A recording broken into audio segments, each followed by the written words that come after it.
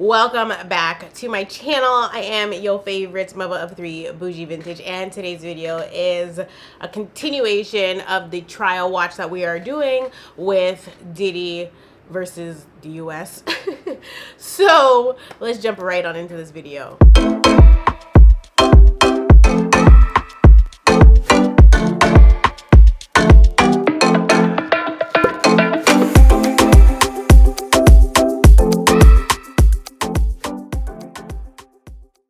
Because I don't want to fall too behind, what I'm going to do today is talk about day 3 of trial, which was Cassie continuing to be questioned by the feds. But we're just going to do like a summary kind of events rather than like how I did it the other day, because that video was really long. And then we're going to jump into the cross-exam, because the cross-examination is actually ongoing right now as I am filming this video. So we're going to jump into that because the defense has officially began questioning Cassie about her relationship with Sean Combs. So there was actually a little bit of drama yesterday in the courtroom because it looks like Diddy's defense team is trying to do dirty tricks, okay, doing trial by ambush, and the government's not going for it. So they tried to fight back really hard. You know, they tried to get the judge to, you know, find a common ground, because it looks like Diddy's team was trying to bring in exhibits that they were supposed to have submitted long time ago. April 27th, these things should have been entered, but for whatever reason they were not. That means that there was no time to prepare, which in a case like this, you need all the time to prepare. And so the government was like, absolutely not. One of the lawyers was like, I want it today. I want it now. Like, I need the documents now because we're not about to play this. And so, you know, they did the best that they could to handle it. However, from reports coming in today, it looks like Diddy's team submitted over 400 exhibits in less than 24 hours for the government to have, but there's no time to prepare to look through 400 exhibits, and you're getting it at 3 o'clock in the morning. Like, so there's been a few hiccups, but the show must go on, you know. They could take a recess and they could pause, but they're not gonna like stop the trial and, you know, give too much time. But I think that the judge has been really fair, especially when it comes to like either side yelling objection. The judge is usually just like overruled. On both sides, we're seeing that this judge seems very fair, unbiased, and like, you know, he's doing his job, so shout out to him. So right off the bat yesterday, they started asking Cassie about the hiring of escorts, and you know, previously she had stated that she would have to make sure that they were a safe escort, which means not a cop, and also somebody that's not going to tell their business, because it's a very intimate setting that they're in. And so they kind of wanted her to elaborate on that. And so she was pretty much saying like she would approach new prospects from Craigslist or Kijiji by telling them that she was not a cop. If I was on the receiving end of that message, I would assume, yeah, you're a fed, you're a cop. Why are you telling me you're not a cop? You know, like, to me, that's just how my brain would operate. I'd be like, yeah, you're seeming a little too suspicious, because leading with I'm not a cop is very much cop energy. But she did state that she was instructed to do that by Diddy. This is why I'm a little confused why people are like, this case sounds like domestic violence, not trafficking. I don't know about y'all, but domestic violence usually does not include trafficking with escorts or hiring escorts. You know, this is a whole other thing. And so that's why it's really confusing when people are stating, you know, that this is not a RICO. Now, it is only day 4 of trial, right? So like, we haven't gotten to the meat and potatoes. Clearly they're just building up to, you know, what's to come, because we still have to hear from other people, other witnesses, drug mules perhaps. We have to hear from these people, but they are laying the groundwork for that, in my opinion, with Cassie's very long testimony, because she's now going to be on the stand for probably 4 days. You know, the government took 2 days with her. Now cross exam is probably going to be another 2 days, and then over the weekend it's going to be nothing. And then Monday when court resumes, I don't know if the government's going to rest or if they're going to challenge what the defense has brought to the table, which to me, they're probably going to have to challenge it because they don't want the jury to be swayed into thinking that this is domestic violence and not trafficking or racketeering or whatever. We'll see what happens, but in my opinion, I think Cassie testifying that Diddy instructed her to ensure she wasn't hiring cops and to tell people she wasn't a cop, to me that goes in line with trafficking, on top of the fact that she's stated, you know, this is not something that she desired to do and she has not done it since leaving him. So moving on in their questioning, they asked Cassie, when you fought back, like what would happen? And she's like, early on in the relationship, she would fight back, but it would make him more violent and it would make him want to push her harder. You know, I think after a while, when you are in an abusive relationship, you do shut down and you just comply because it's easier. I think that's what she was alluding to when she said early on in the relationship she would fight back, because after a while you realize I don't have that much power. I get him angrier when I fight, when I argue, so I'm just gonna hold my peace, so to speak, even though he's treating me like a rag doll. So that was kind of the position that she was in, and I think that that paints a really good picture for the jury to understand that that's, you know, the situation that she was in. When you're in an abusive relationship, you got flight, fright, freeze, and fawn, right? Fawning and freezing is very similar. At the end of the day, she was already in a people-pleasing mode. Everything that she was doing, she's saying she did it to make him happy. When somebody has like a void or like daddy issues or anything of that sort, or if they have a relationship style that is codependent or, you know, insecure attachment style, like if they have those issues, they are more than likely going to fall into the hands of somebody that is controlling or abusive, and they are going to end up doing things that don't make sense to me and you, right? Or to the average person. And it really is hard to understand these kinds of dynamics. So I don't really fault anybody for not understanding, but at the same time, if you don't understand, I don't think you should be ignorant about it. Just be like, you know what, I really can't wrap my hand around it, but don't like blame the victim, because it's okay to not understand something.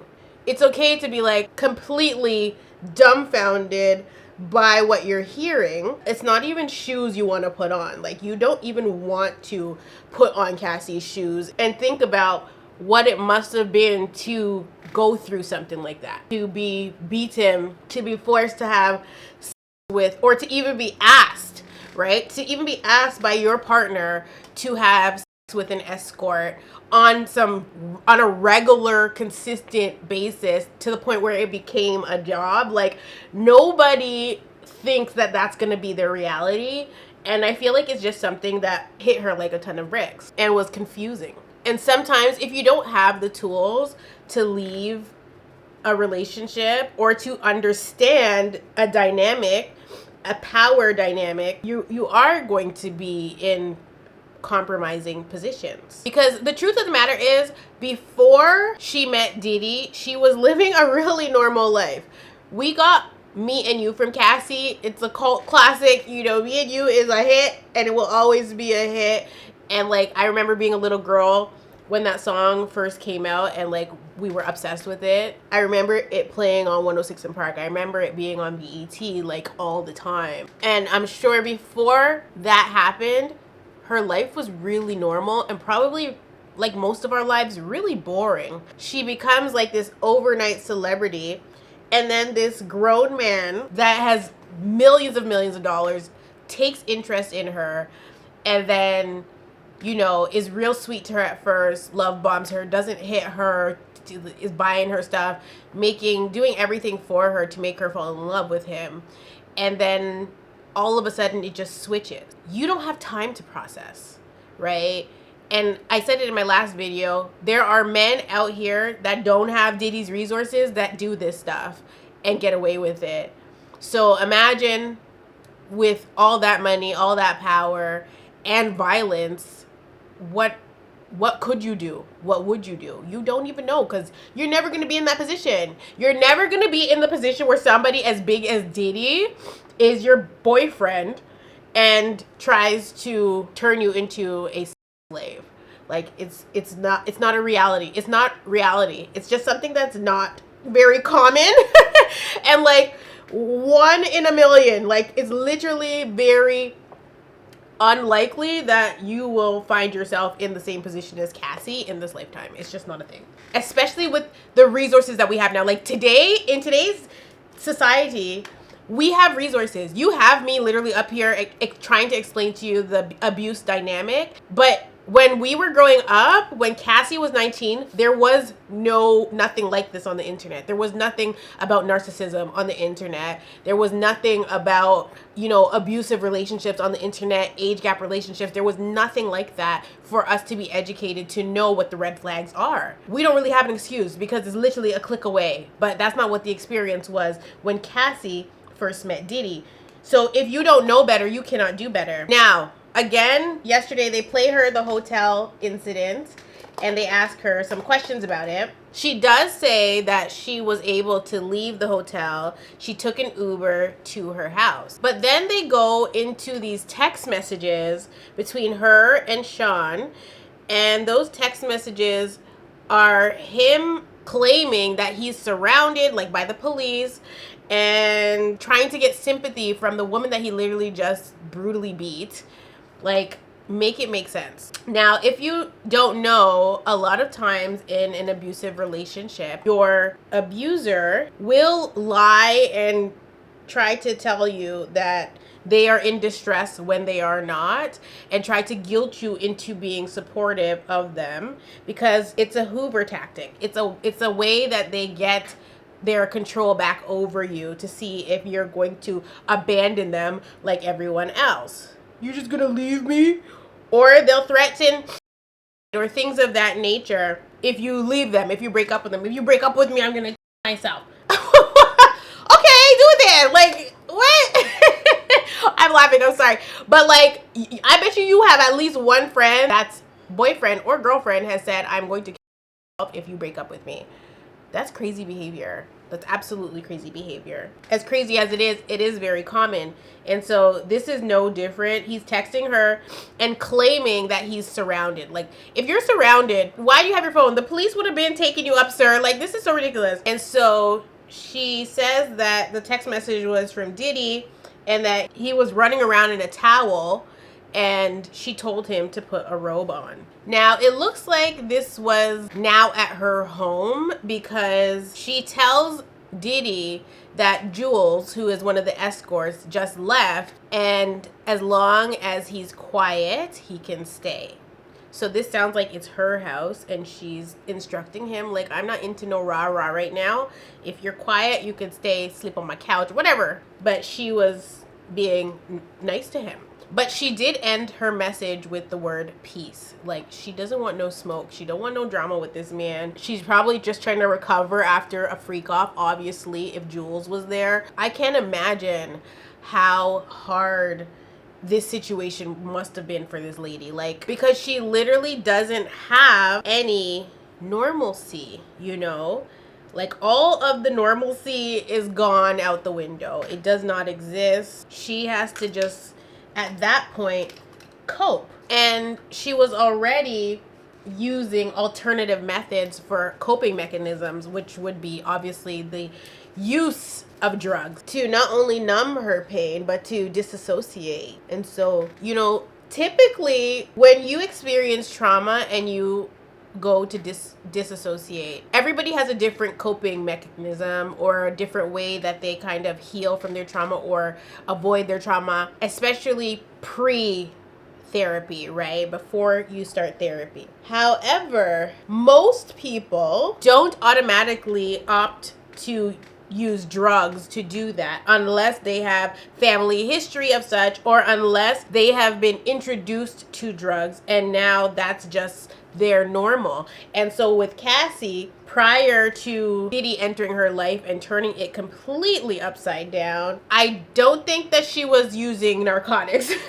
You know, fresh out of high school, really, when, you know, Me and You came out, there was no need for drug use. It seems like she had a pretty solid, you know, family unit. She has a good relationship, or a decent relationship, with her mother. She just wasn't using drugs before, but after being introduced to drugs, of course, that is going to be what you gravitate to numb your pain, to disassociate, to cope. Right? Like, once that door gets open, it's really hard to shut it off. She wasn't doing, you know, the normal, I need a blunt, you know, a little weed smoke. She wasn't doing that. She's popping pills. She's doing hard drugs, you know, Special K, cocaine, GHB, Molly, ecstasy. She is doing hard narcotics and also going through trauma every day. So there's people that have like childhood trauma, and yes, their vice is drugs, but she wasn't experiencing childhood trauma and trying to numb the pain from that. She was experiencing trauma pretty much every single week and having to numb because of that trauma every single week. And it wasn't just trauma, but physical abuse, mental abuse, emotional abuse, financial abuse. You know, he would give her things and take them away. Somebody in my comments yesterday was like, what lifestyle? Because people are, you know, saying like, oh, she stayed because she liked the lifestyle. And so one of my subscribers was like, what lifestyle if he's taking the stuff away every time he gets angry, or having his staff take the stuff away? There was no lifestyle. So that's not even a fair argument to say like, oh, she was living la vida loca and enjoying the perks of being with Diddy. Baby, there was no perks. She's getting her ass beat. And on top of that, she's not even getting to keep the nice things that he was giving her because he takes them away every time he gets mad. Like a bitter baby daddy. Like, what? What's going on? But of course, the people don't want to hear that. And they're not seeing it and they're not believing it. So in another text message that they bring up to her at court yesterday, they ask her to read it, and she does, and she had texted Diddy, please stay away from me. Something that's very common amongst abused women that they do is ask politely their abusers to do things, not realizing that their abuser does not take directives or orders from their victims.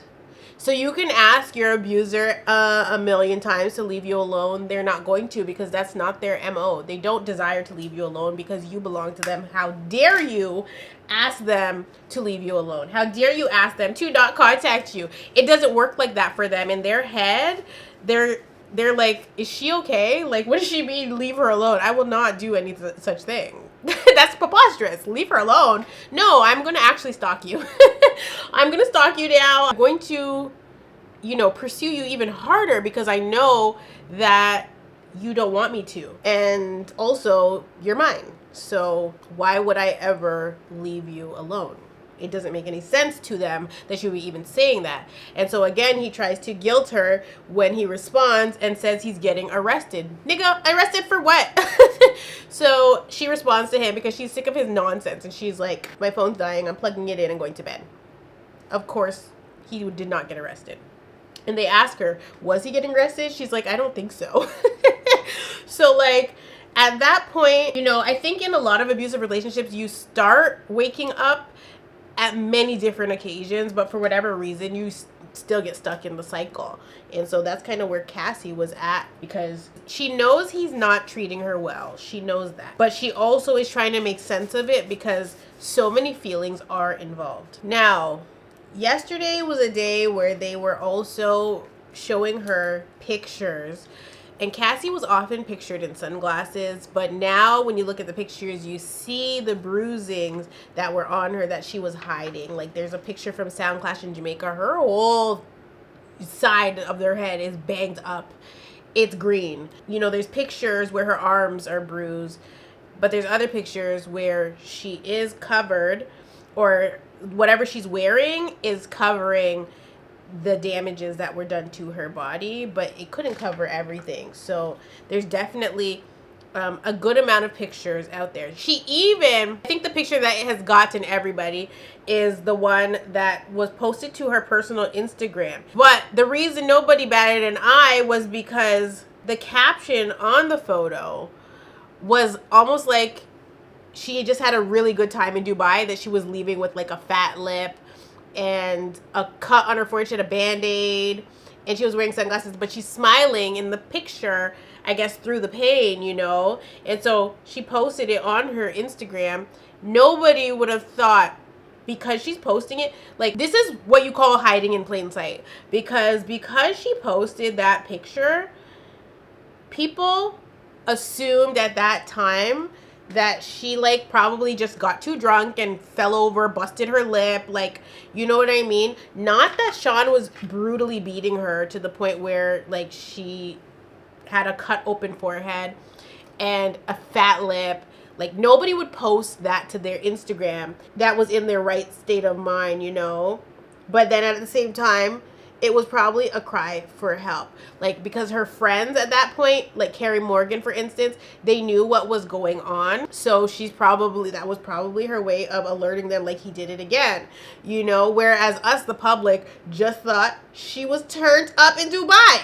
Like, I can't even believe that that was a real, actual post on her Instagram, but it was. And so people are unearthing these posts, but they're also bringing up these posts in court and asking her about them. And there's just a lot of pictures where she had to make appearances, whether it was doing like a party promotion or a red carpet, and she is a battered woman. She would also use her hair to cover her busted eyes. She's had black eyes, busted lips. She's had a number. I'm surprised he didn't break her nose. Like, you know, they allege that Kim Porter's nose was broken at one point. Abusers tend to get smarter with their next victim, you know. They don't do everything the same because they realize they can't, or that times have changed. I'm not surprised with the whole Young Miami situation, where like Young Miami did not have the exact same situation as Cassie, because it was still pretty early in her relationship with Diddy. So yeah, maybe she was still in the love bombing stage and he didn't do that. Or I think a valid point too is that Young Miami has admittedly said how submissive she is. She said if a man told her she loves her man, like my man, right? She's like literally, if her man told her to shave her head, she would be bald the next day. Like, she's that type of girl. That's not uncommon. There are definitely girls like that, but to me, that made her the perfect candidate for Diddy. If she is that submissive, he's not gonna have a reason to bust her over the head. If she just listens and complies because that's what her man wants and that's what she was doing with Diddy, he's not gonna hurt her, at least not at first. But if at any point she gets tired of it, because I remember in one interview with Young Miami and Diddy, she was like, she thought that she was gonna be able to put him to bed, and like he's like, no, let's go, let's get up. That's because he's on drugs, allegedly, right? And so my thought process right now is, did Diddy also have Young Miami on narcotics? Now, it's Hollywood, that's what they do, right? So I wouldn't be surprised by it, but it is sad. Like, you're young, you're a mom. I just don't think that that's the wisest of decisions. City girl or no city girl, you don't need to be on no damn MDMA, you know, whatever, drugs, any kind. It's not necessary. I want to pause here to talk about the whole Gina versus Young Miami situation, because Gina is talked about during the trial, but Gina is the girl that kind of came into the picture when Cassie was being phased out of the picture. And then, of course, there are going to be lots of girls in between that, but there's always like a more relevant person. So the next person in line to then phase Gina out of the picture was Young Miami. But the reason that I wanted to bring up these tweets was because Diddy is on trial right now for a RICO. He is being accused of sex trafficking. These tweets from Young Miami going back and forth with Gina kind of add to the prosecution's case. if they decide to pull this up. Because this tweet where she said, if I wanted you to eat my pee, Diddy would have had you on your knees, you a eater. This lets us know that Young Miami knows exactly what Diddy is into, and more than likely has participated in the freak-offs and has benefited in whatever ways that she could. Whether she wants to deny it or not, the fact that she even has been in a triangulation situation with one of Diddy's other partners speaks volumes. Triangulation, when it comes to narcissists, is a huge thing. So women will be going back and forth over the narcissist or other things, but it all leads back to the narcissist or the abuser. We don't know what she was doing, and like I said, she has stated that her experience was not that of Cassie's, so we need to leave her the hell alone. But Cassie has also stated, and I think Kim Porter as well, allegedly, that the first 6 months with Diddy to a year is not abusive. It's the love bomb stage, and most abusers don't abuse you and the first 6 months. There's a switch that happens, and it's very sudden, and the reason it's sudden is because they don't want you, like I said earlier, to be able to process it. It catches you off guard, which actually makes you stay because you're not even sure if what happened. You know what I mean? It's very confusing. Did that really just happen? And then you think you're tripping. The gaslighting. It's really a never-ending cycle, honestly. Prosecution continues, and they're showing her pictures of different escorts and asking her if she's aware of these people, if she knows them. She names some. But one of the people that she named was Jonathan. And if you guys remember, I think I put the video in my video. There's a guy named Jonathan Oddie. He had been arrested for something completely different, but he goes on this tirade about how he was a sex slave for Diddy and Cassie and blah, blah, blah, blah, blah. And at the time, the police didn't believe him, but then the video resurfaced once the Diddy allegations came out, because it was way before the allegations had come out that this man was arrested. And so he's actually supposed to testify, from what I'm hearing. So he was telling the truth. So this backs up Cassie's story. This backs up the prosecution story. And so I'm still playing this whole thing by ear to see where it's going to go. But clearly, there's still a chance for the prosecution to prove their case, that this is not just a domestic violence case. This is indeed a racketeering or a RICO case. And so when they show her Jonathan's picture, she says Jonathan, and then she actually elaborates and says, we saw him in Miami. So I actually just went to pull up the interview again of Jonathan Oddie. He actually said that he contracted herpes from being a sex slave. Later in this video, I am going to bring up that whole topic, but he said he contracted herpes and he had already sued and won for that. Obviously, it was under the table. We didn't see any filings about that. But herpes. This police interrogation, this man also mentions Mark Garagos, who is the father of Teeny Garagos, who is on Diddy's legal team. He had at the time in this interview claimed that Mark Garagos was Diddy's lawyer. Well, his daughter is Diddy's lawyer, so it sounds like Jonathan Oddie knew a little bit too much information, and a lot of it is coming to pass. I think one of the things that has shocked me the most about the escorts is how they look. When I heard about the freak-offs, I promise you, I was thinking that the escorts would have been attractive. There's attractive male strippers. These men aren't given that. Jonathan Oddie, for instance, I'm stunned at the escorts that they chose. They all, I don't know. And it's so funny because if I saw Jonathan Oddie on the street, right, I would never look at this guy and be like, that's a male escort. I would think that this is just a regular person. I would never in a million years look at that man and be like, that guy's escorting and making money. You know what I mean? Never. Same with Daniel Phillip. I was shocked to see the courtroom sketch of him. I said, that's what he looks like? That's what he looks like?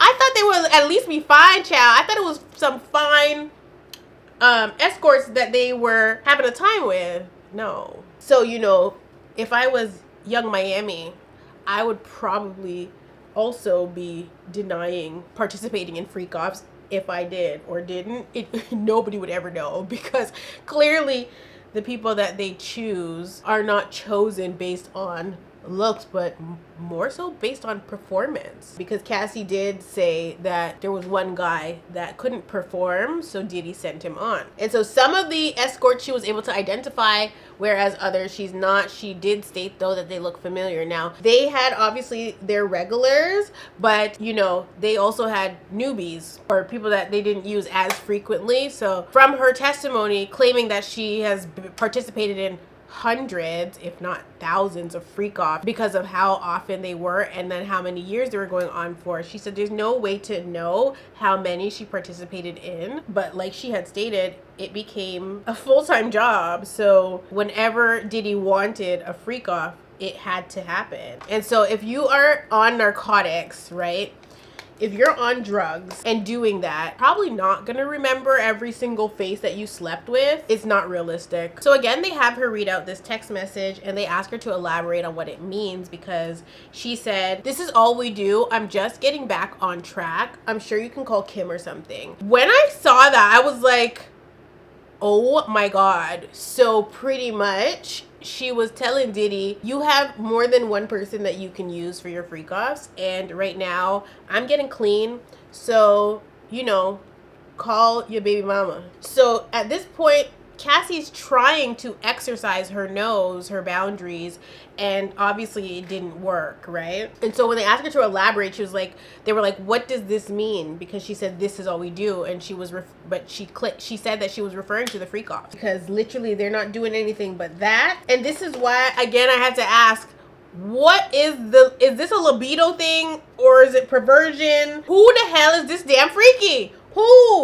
Who needs to have this much? And then it's like, he's not even the one having sex. He's over there cuckolding, like he's in the corner stroking his meat, having somebody else do the, like, what? It's so odd. Like, I get the idea. As crazy as it sounds, I get the idea of voyeurism, right? Like, I understand the concept. I understand if you are experimenting, okay, and you decide like that's a turn on for you, right? And you're like, yeah, like I like the idea of somebody doing that. And every once in a while, maybe. You know what I mean? Like, I get it. I understand. People are freaks.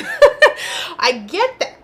What I don't get is the frequency aspects of this whole situation. Like, I don't understand why any man would need this happening on a weekly basis or even for a 4-day journey. Like, I'm not, and I don't know if one of y'all can maybe help me understand why so damn frequently. I think only Diddy has the answer to that. Now, if you watch the documentary where his childhood friend that actually used to live in the house with him and his mother, it makes sense. And this is in my video about that, I definitely was like, the mama is definitely a problem.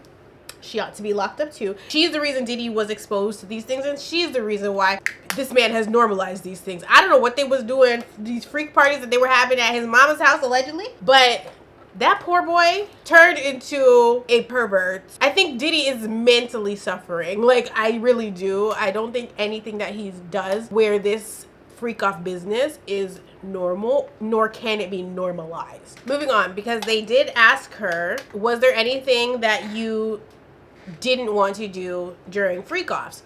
And she exclaims, kissing. And right away, I knew why. She didn't even have to elaborate on this because I totally agree. It's like if you are having a one-night stand, I don't think you'd be kissing them. Like, kissing is not something that you do with somebody that is not your partner. It definitely is really intimate. And you might be thinking like, well, how much more intimate than sex can it get? But like, I feel like kissing is way more intimate than intercourse, because you could literally have sex with somebody you meet at the club that night. You're probably not going to be kissing on them. It's a wham bam, thank you ma'am. Like, I think that this is common knowledge. So I wasn't surprised by her saying she wasn't trying to kiss the escorts, especially because they're escorts. But of course, despite that she didn't want to do it, she was forced to do it. It was something that Sean wanted her to do, and so she found herself kissing on these damn escorts. And you know, everyone is like saying how strong Alex Fine must be, know all these things about her and not judge her and love her still and support her and care for her. That's what she needs after dealing with that. That's to me her prize after going through what she went through with Diddy. She deserves nothing but love and support, because no woman, no man should ever go through what this lady has gone through. Now, on Cassie's 29th birthday, she was summoned for a freak off on her damn birthday. Like, I feel like anything that he could do to make her lose her self-worth, he did it. Like, he couldn't even let her enjoy her damn birthday. Who the hell wants to go do a damn freak off on their birthday? I'm supposed to be celebrating life, not being degraded, you know, and brought to my lowest point on a time where I should be celebrating my life. But she probably felt like, what is there to celebrate anyway? Because behind closed doors, I am nothing but a $2 hooker, because that's how he treats her. I could only imagine that that's what she would have been feeling, because the only thing that separated her from the escorts that she was with was the fact that she had Sean Combs' number in her phone. But outside of that, there was no difference between Cassie and the escorts. She was indeed a worker. Now, the incident that happened on her birthday, she was literally out partying and security came and got her. So he knew where she was at and sent his security to pull her out of the club partying so that he could get his rocks off. I'm sorry, I would have had to have done a for hire plot at that point, because like, you're doing too much. You're doing too damn much. The prosecution continues and they start asking her about like blackmail materials. And when Cassie starts speaking, she's like, he wanted me to fear, and the defense objects. So the judge is like, overruled. I love this judge. And so prosecution's like, when would Sean mention the freak off videos to you? And so she says that he would try to mention them to hurt her. And then she says that at a time, I guess they were on and off, so she's like, at a time I was dating someone else, and Sean threatened to release the freak off videos because I was dating someone else. Now, obviously, that would have come with a lot of shame and guilt, embarrassment, like, you know, if any of those videos ever got out. And so him threatening this is crazy because, you know, her family is alive and well. It's not like she's some orphan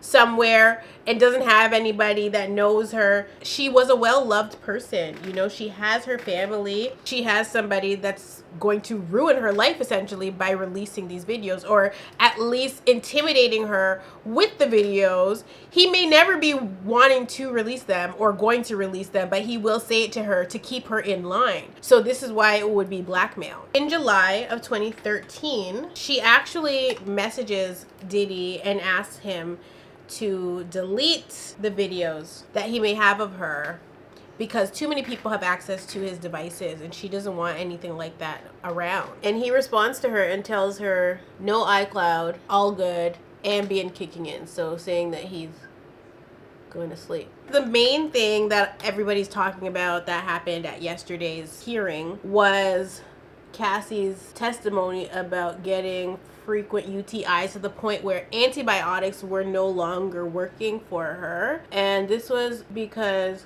she was, one, getting them too frequently, but two, because she was taking opioids after the freak offs. She talked about how it was like constant burning after the freak offs. She once again said she would not recommend it. Now, I don't know if she contracted anything else from these freak-offs outside of UTIs, but I think to maintain some level of privacy, if anybody does have herpes in this situation, it's not going to be a part of this trial. We're not going to find out that Diddy has herpes or that Cassie contracted herpes from Diddy. You know, I think that she wants to probably maintain that level of privacy because that's really nobody's business if she does have. Now, if she wants to share it because it's a part of her story, a part of her testimony, then, you know, good on her. But I think because there's already so much judgment against her, she's probably gonna keep that one under wraps. Okay, she's probably not gonna tell because the rumors have been going around for years that Diddy and actually a bunch of celebrities in that space have, because everybody's always sharing partners in the industry, right? They recycle the same girls. They confirm that R. Kelly does have, and that, you know, a lot of the girls that he was with also have. So if Diddy and Kels at were any point messing with the same girls, I mean, it wouldn't be far-fetched, but I understand why they wouldn't talk about that, and they're just talking about UTIs. I'm sure she got the clap, chlamydia, all kinds of stuff while she was doing freak-offs. I don't think you could do freak-offs for as long as she was doing them, as frequently as she was doing them, and only was getting UTIs. I don't know.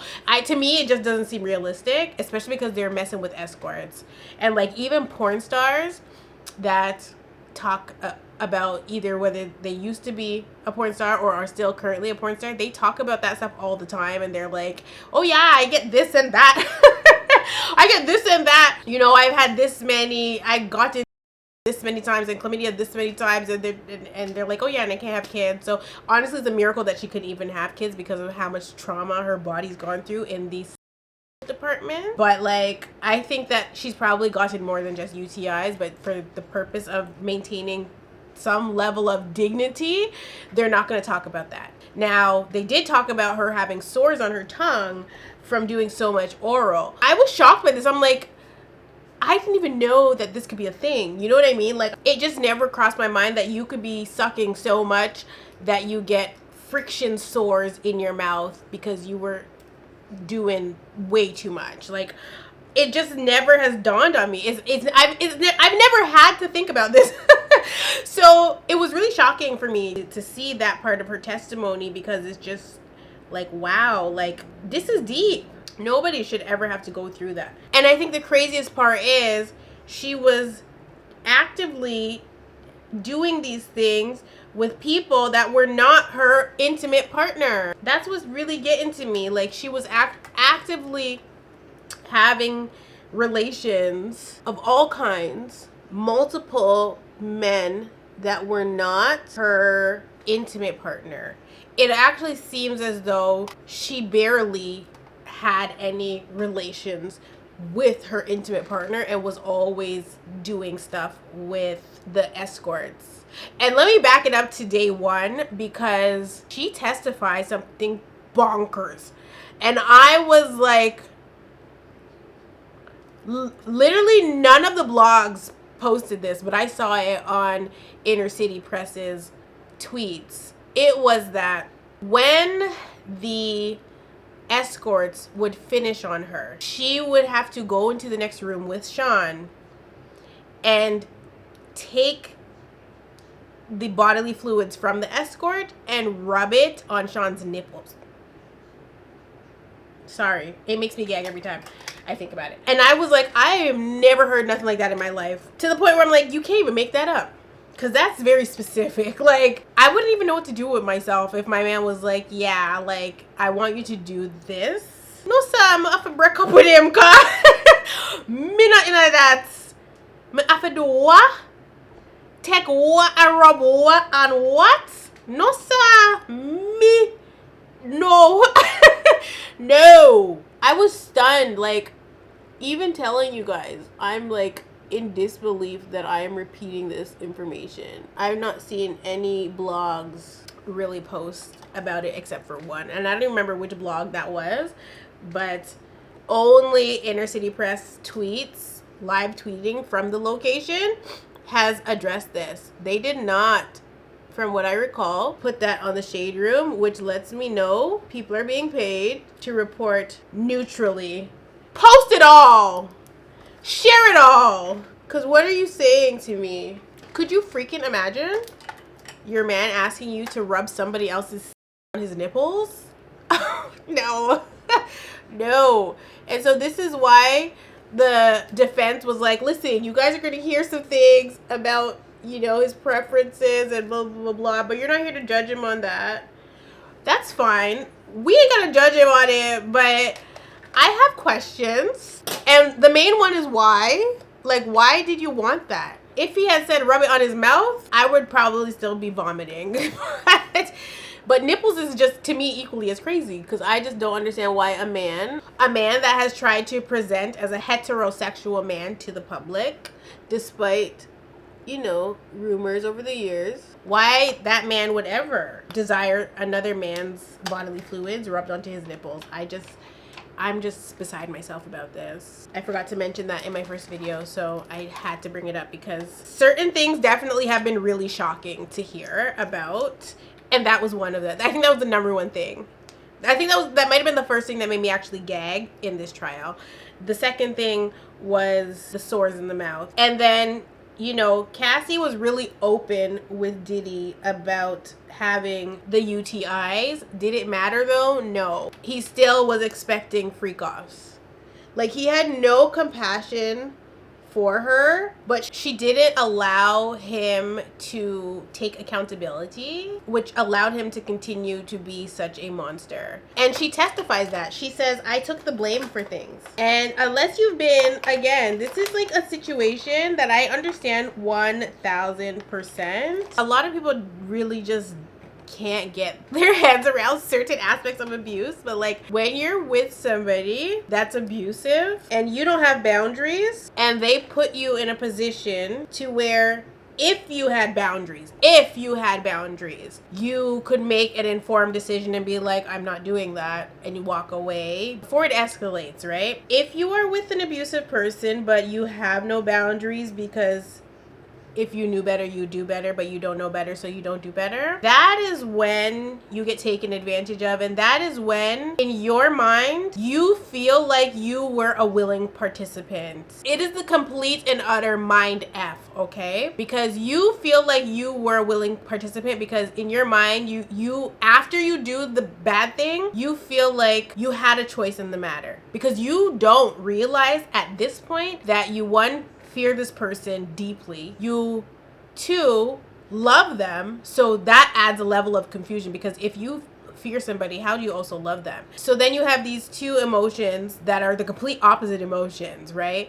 And then the person that you think also loves you, but you've realized later they don't, has put you in a position that if somebody that loved you would not put you in that position. So that adds another level of confusion. So now you're in a confusing spot because the person that you think loves you introduced you to something that you thought was going to make them happy. So you did it, and then they use that very thing that you did to make them happy against you because you didn't have boundaries or a voice enough to say, I don't want to do that, I'm not comfortable with that. But if they didn't introduce you to this thing prior to being abusive. So now you fear them and you know you don't want to upset them because you are fawning, you're people pleasing. You feel like there's so many layers to your relationship because this person, in the very beginning stages of the relationship, they will be vulnerable with you. They will tell you their deepest, darkest secrets to rope you in, right? And so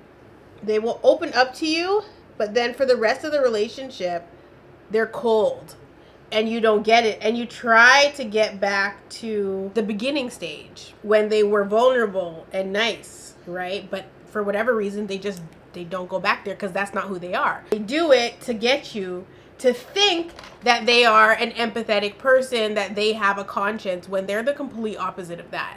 It's a mask. That is why when he apologizes and she tells him, like, no, don't be sorry, like, because she knows that probably if he thinks that she's blaming him, he is going to get defensive when he sees her in person the next time. Because this is through email, right? Or he will straight up tell you, I didn't tell you to do that. You had a choice. You didn't have to have sex with Jonathan Audie. But in another breath, he would have been telling her, you don't say no to Puff. So which is it, right? It's gaslighting. It's manipulation. It's making you think you have a choice when you actually don't. So you fawn. And to me, that's what happened where Cassie was taking the blame for things because she's fawning. She's not sure what could happen if Diddy thinks that she is upset with him or blaming him for her UTIs. And the other thing too is if Diddy does have something like, say, or some other thing that he doesn't necessarily want to spread to anybody, if he were to care or not, it makes sense why he would always be in the corner stroking. Not to say that he was never having with her, but like it is a possibility that that's why he opts to not have sex with his partner and lets other people do it. Or, you know, maybe he's insecure about his body parts and he doesn't want to have to perform, so he prefers for somebody else to degrade his partner in that way. To me, it's all just really freaking crazy. Like, even as somebody that understands abuse, this whole entire situation is like super overwhelming, and it's hard for me as someone who understands abuse to wrap my head around. So I totally get how people just don't understand how abuse works and how Cassie was essentially a yes man for Diddy for so long. Like, that's how these abusive relationships work, because it takes a long time for you to even realize or recognize that you're in an abusive relationship. And even sometimes when you do realize that you're in that abusive relationship, you still have no way out of it because you need support to leave. It's very hard to leave your abuser, and it's not because you want to continue to be abused. It's just hard to leave because, one, you are not fully accepting that you could have even been in that position. Two, you're just learning what boundaries are and how to have them. And three, you're coming out of the mind state that you can't leave because your abuser is often telling you, you're not leaving. Where you gonna go?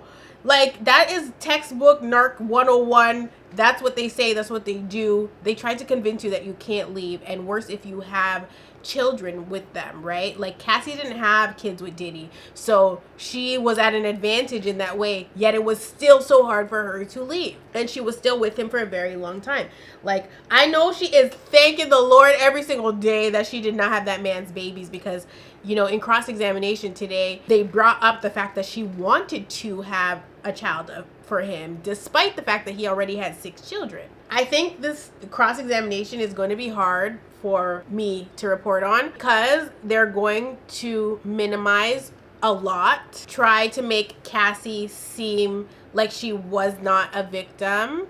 And that is going to be very frustrating because I already told you guys in the first part how I was not feeling the opening statement. It was so hard to read what the lady had said. Now, despite my feelings, which I've been very candid about from the very beginning. I mean, I told you, if you guys go back to last year, I talk about how I think it was 2 days before Cassie sued Diddy, I had said in my old Discord chat that Diddy will never beat the allegations. He'll never survive them, is what I said. But we weren't even talking about Cassie. We didn't know about Cassie. I was talking about Usher and Justin Bieber. That's what I was talking about. And just, you know, over the years, we've heard a lot of rumors about Diddy.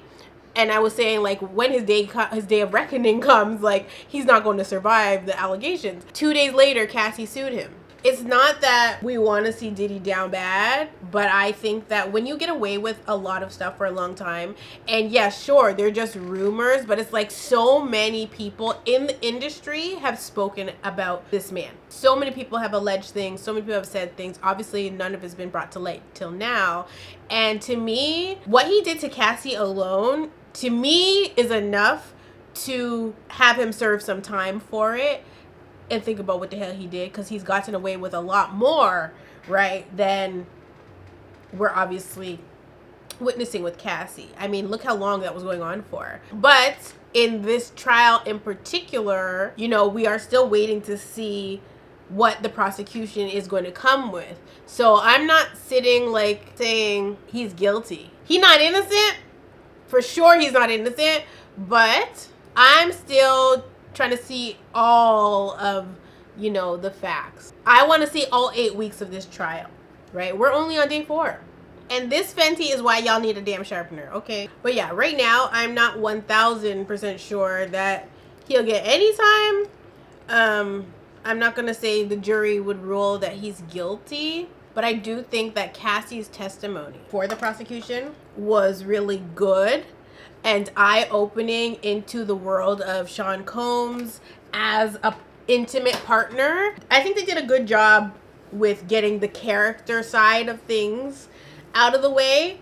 It's upon cross-exam now that we're really gonna see if they fry Cassie on the stand or if she is going to fry the freaking defense. We'll see if she surprises the defense, you know, but the defense is not playing around. Now, in yesterday's examination with the prosecution, you know, they asked about who has witnessed, like which of the escorts have witnessed Sean putting his hands on her and things of that nature, and she did mention Jules again. And then she just kind of details a bunch of different times that he's attacked her for no reason, or if she was like going out, like he just wants to attack her. But I think the prosecution is being very intentional about, you know, asking Cassie, where did you this escort or that escort? Because remember, he's crossing state lines. Now, if it's illegal to be in one place with an escort but not illegal to be in another place with an escort,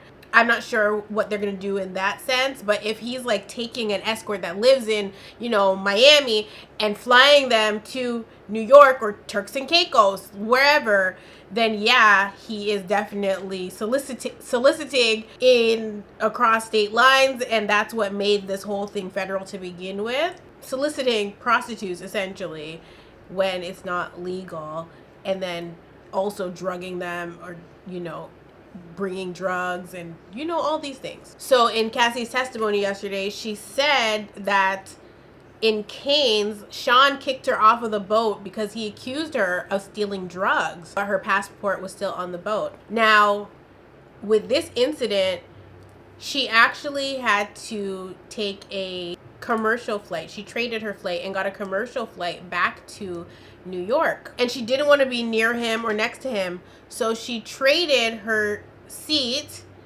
and he followed her. This man is out of his damn mind. I just can't even deal. He followed her on the plane, and when he followed her on the plane, he sat beside her, he took out his laptop and was showing her freak off videos, okay? So he's blackmailing her again, making her feel trapped. That's exactly what she said. She said she felt trapped, and he was threatening to release the videos. So if you can't see the control and manipulation here, because even if, okay, so let's talk about it. Let's talk about it, because everybody wants to be like, oh, she was a willing participant. Okay, fine.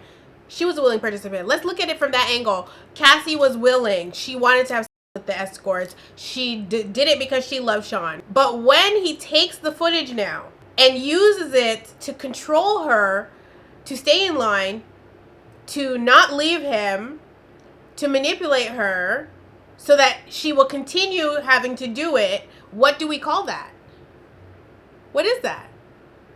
I need somebody that is defending him to let me know what we call that, because it sounds very illegal to me. It sounds very problematic to me, because who cares? Okay, fine. She wanted to do the sex work, right? Let's just entertain this. She wanted to do that, and she did it.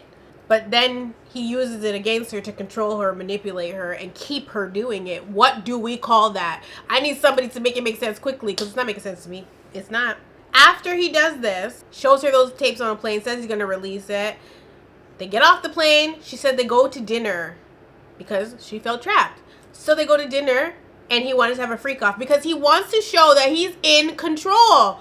Like, what are people not getting? So they go to dinner, and she said Sean wanted to have a freak off, so we had a freak off. Cassie is so strong. She is so strong to sit up there and tell her story. So they ask her, why did you do it? She said, to make him not threaten me. Because that's what he wanted. He's not showing her those videos for no reason and telling her he's going to release it. First of all, if she could think straight, she would have realized he's not going to release those videos, because if he does release the videos, he incriminates himself. He's not in the videos. You would probably hear his voice in the video. So if he were to release these videos and she gets put to shame for the videos, all at that point she would have to do is speak. But she was still in that fear stage where she's not going to speak, you know. She couldn't piece that logic together. Like, okay, if you put that out, your ass is on the line too. So put it out. Call their bluff. And most people are afraid to do that, because if she called his bluff, she probably would have got a black eye. Not on the plane. You know, he's not trying to be on the no-fly list.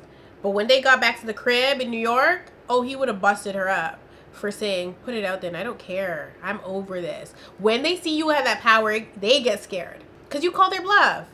So if Cassie had done that, we don't know where this would have gone, but she was never able to call his bluff. Now, in this testimony from yesterday, she also talks about the drugs, and she talks about how Sean's driver would bring her Valium. If you don't have a prescription for some of these drugs, baby, you can't have them. I'm talking about the prescription drugs. Like, Valium is a drug that you can get, I think, on prescription, whereas obviously cocaine you cannot get a prescription for. So we have illegal drugs, and then we have distribution of drugs that are also, it's not legal to give somebody a prescription drug. Now, the doctor that was writing the scripts, you got immunity, sir? You cooperated with the feds? Because what's going to happen to you?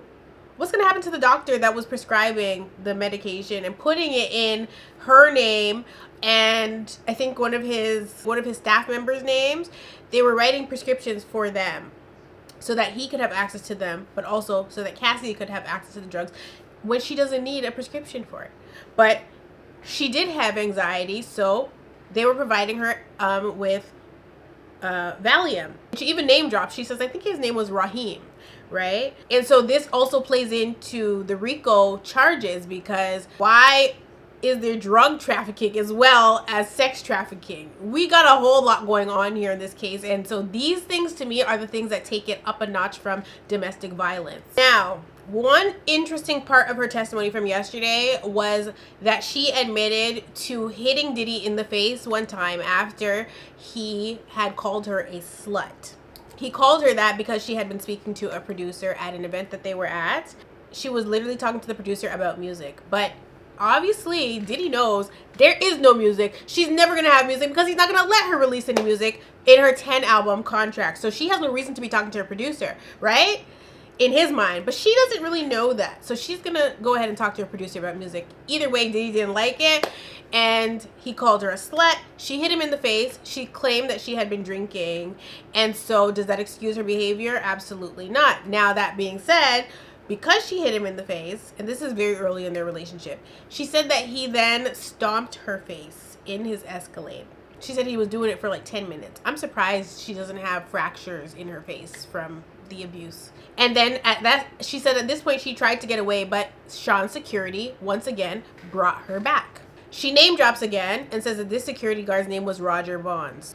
And at this point, she was then told that she has to go to a hotel. She said that they snuck her into the hotel and covered her up. Like, any time that he was abusive towards her, she was forced to stay at hotels until she was, you know, healed. Now, there was a time that Azalea Banks actually said that Diddy beat Cassie so bad that she was flown to Hawaii and had to stay in Hawaii for however long until she was healed.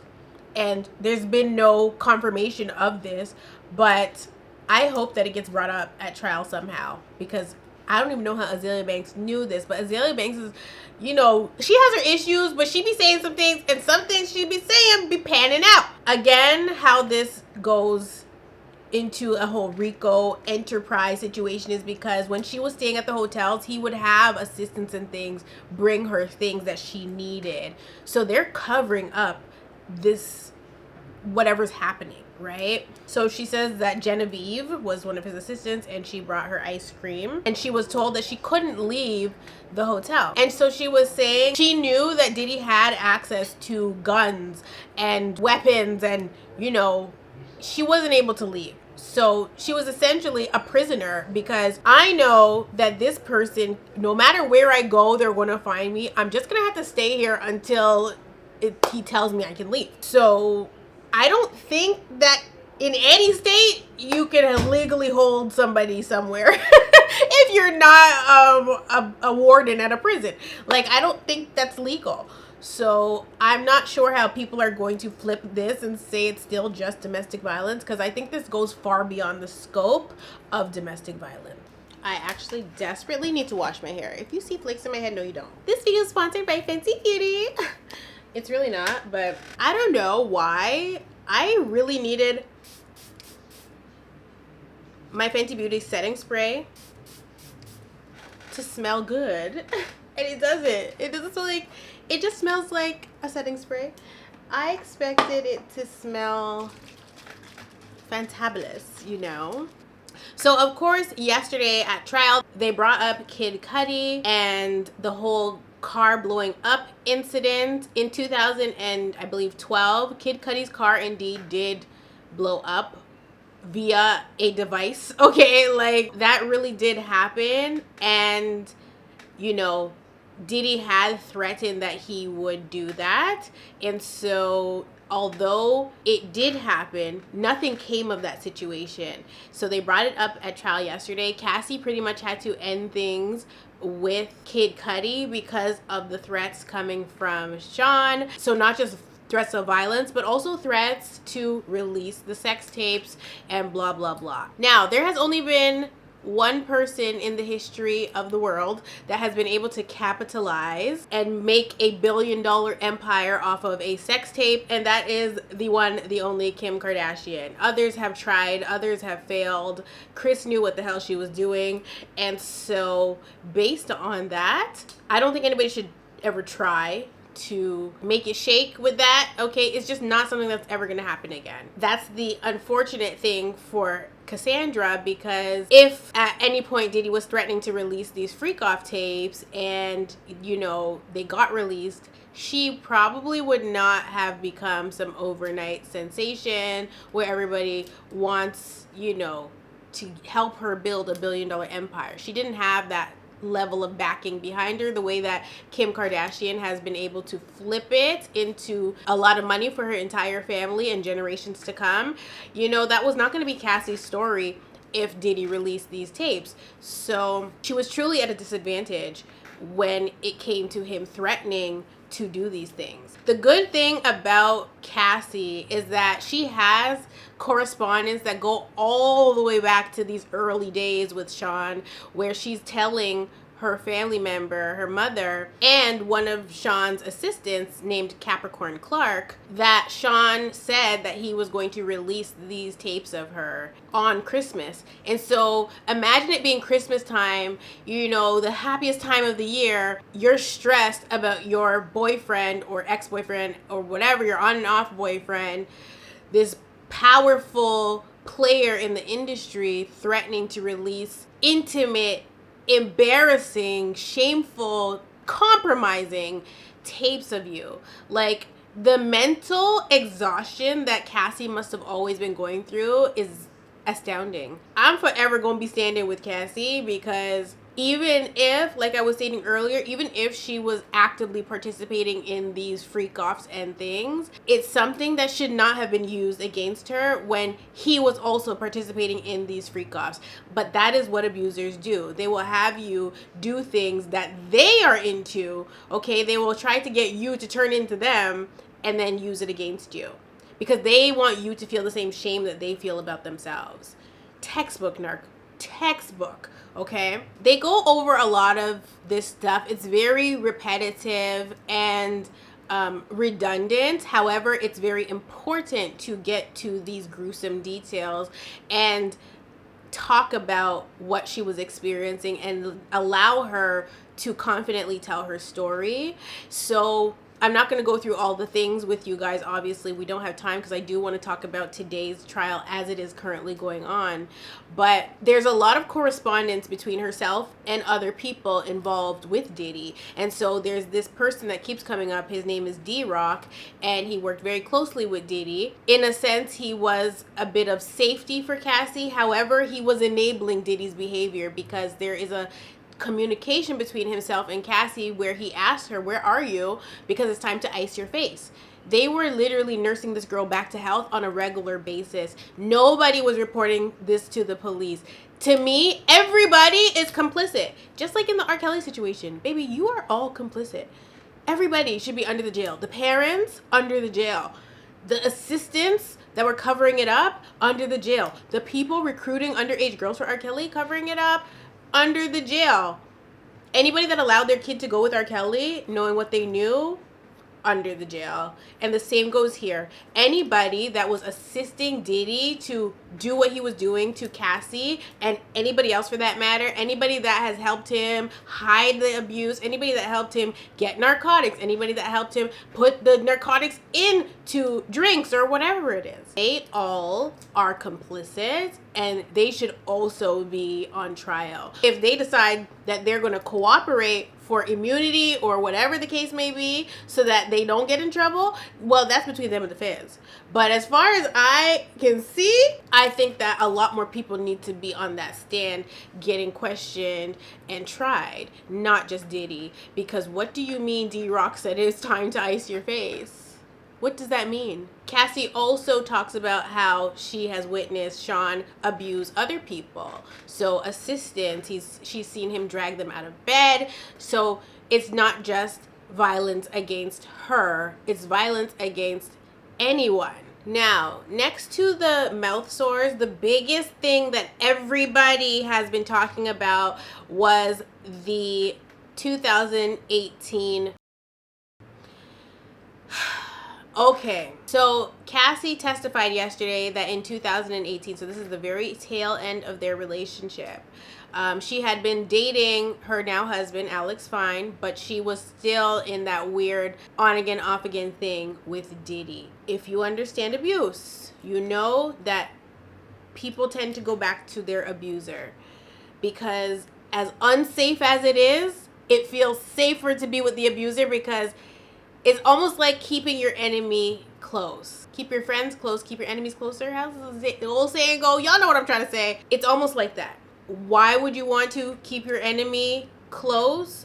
For a few reasons. Sometimes in an abusive relationship, you feel like you have an element of control if you can be close to the abuser and predict what they're going to do, when they're going to do it, how they're going to do it, versus if you're away from them and you're living in a state of paranoia. So it's like if she lives with Diddy, she knows exactly where he's at, what he's going to be doing. If she doesn't live with him and she's broken up with him and she's trying to have the no contact thing going on, but knows that he has money, power, and resources and can find her, she's going to live in a state of paranoia and it's not going to be comfortable.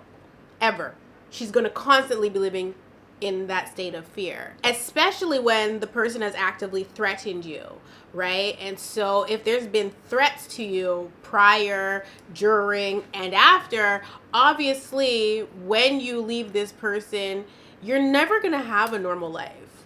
Welcome to the club. You know what I mean? Like, never gonna live a normal life. But in Cassie's situation, she was trying to get closure, which is a big mistake when dealing with somebody like Sean. When you are in an abusive relationship, I'll tell you this right now, you don't need any closure. The only closure you need is within yourself. You need to know that you're shutting that door and you're never opening it again. Because if you leave just even a millimeter of space for the devil to get in, he will fully force that door open. And so this is what happened in 2018 with Cassie. She said that she was trying to have a closure conversation with him and he came and raped her on her living room floor. She said it was like he was taking something from her. She said that his eyes were completely black. Now, what people are not understanding is why after that, she fully went forth and had consensual with him, despite the fact that she was dating Alex. Fine. What people are not understanding is the psychological damage or turmoil that is when it is done by someone that you have been either in a relationship with, are friends with, love deeply, or have loved deeply, or even just like. And I have been in that predicament. So when Cassie was on the stand and testifying that she had consensual with the person that raped her after they raped her, I totally understood because I've been in that position. It's hard to explain. It doesn't make sense to most, but when you are by somebody that you like, it is confusing for not only your body, but your mind.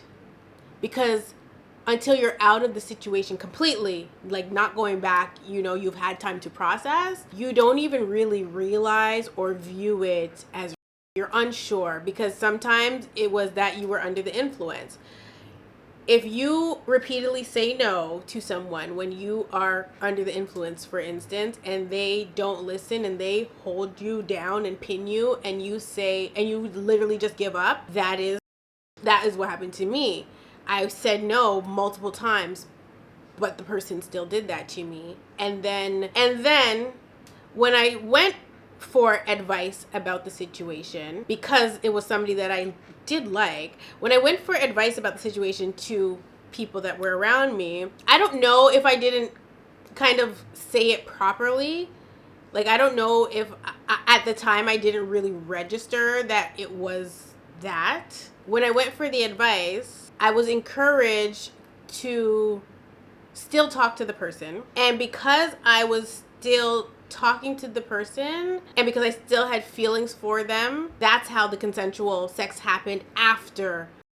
Because your brain is just not processing properly. It's just not. And so you can't explain it. But after the fact, you confront the person and you say to them, you did X, Y, and Z to me. And my mind is clear now, and I'm confronting you about it. Because that's what I did. Right? Like, you. And then I blocked them. That was the end of that. Because I was letting them know, I told you no multiple times, to the point where I literally gave up. It doesn't change the fact that after that, I slept with them. But sometimes it's like a coping mechanism, You're like trying to undo what they did, but you don't even realize that that's what you're doing until you get your healing done. And so when Cassie goes up there and says she did have consensual Diddy after he her, I can totally understand. And there's women out here that can relate too, because sometimes in your marriage or in your boyfriend girlfriend situation, your partner does that to you. Because if you tell your partner no and they still are like, what are you talking about, no, and still do that, and you don't want to because you're not in the mood, that's what that is. A lot of women don't accept that. But there's plenty of women in DV situations that are getting normally, or they conceived their child because their abusive husband took that from them. It didn't allow them to, say yes. Because even if you're married, you still have to consent. I know it sounds crazy, but you still have to consent. Like, it's just like this. Like, you could be married to somebody that's slipping freaking sleeping pills in your tea at night or whatever, or in your juice. Like, he's making your dinner, he's giving you a drink and putting sleeping pills in there, making you fall asleep, and then doing what he wants to do to your body while you're sleeping, and you wake up feeling funny. Like, that's something that happens in DV relationships. And so that is because I wasn't even awake and you did that. Like, what is going on? You know what I mean? And so it's confusing when you're dating the person or have dated the person and they do that. But people that have not experienced it, again, they're just not going to understand it. They're not going to get it. They're going to be like, you're so dumb. Why? How could you sleep with somebody after they did that to you? Well, yeah, it didn't happen to you, so you don't get it. Okay, that's just it. Like, and at the end of the day, only because she's on the stand and telling her story does anybody need to even try to understand. Like, it's only for the jury to try to understand what Cassie is saying and trying to explain. And so she does say, like, we were together for 10 years. Like, your feelings don't just go away. She was in a very compromising, confusing position with a madman. Like, she didn't know her head from her bati. So obviously, when she's going through these things with him and then trying to leave, like that last time you tried to leave, you're either going to be successful or you're going to wind up dead, right? So when she tries to leave him this last and final time, and she actually has the support, and she has Alex Fine kind of loving her back to life, and she doesn't really realize it yet. Like, she doesn't realize that this guy that she's with is going to be her husband, and he's going to be the father of her kids. Like, she has no idea when she's meeting up with Diddy for closure that her man is over there ready to do everything that Diddy said he was going to do, and then some, right? And so you almost miss the boat, right? Because you're stuck in your abuse cycle. And that is why, as survivors especially, it's so important to show Cassie the grace and the empathy, especially if you get it. But most people can't stomach what Cassie went through. Most people are not going to understand what Cassie went through. And most people don't want to understand what she went through.